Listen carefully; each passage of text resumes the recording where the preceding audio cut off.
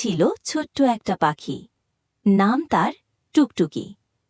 টুকটুকির পালক ছিল 7 রঙের, লাল, নীল, হলুদ, সব রং মিলিয়ে যেন রংধনু। সে থাকত এক বটগাছের ডালে। একদিন টুকটুকি উড়ে গেল নতুন বন্ধু খুঁজতে। যেতে যেতে সে দেখল এক কাঁদতে থাকা খরগোশছানা। নাম তার ঝিমু। ঝিমু বলল, আমার কেউ নেই খেলতে? টুকটুকি হেসে বলল, চল আমরা বন্ধু হই। তারপর তারা মিলে খেলল লুকোছড়ি। গুনে গুনে তারা দেখল আকাশে, আর ভাগ করে খেলল মিষ্টি ফল। টুকটুকি বলল, বন্ধু মানেই একসাথে হাসা, দুঃখ ভাগ করে নেওয়া। ঝিমু খুশি হয়ে লাফাতে লাগল।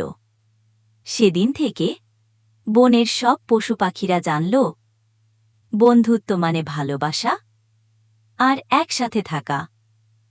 আর টুকটুকি ও ঝিমু রইল সবার প্রিয় বন্ধু।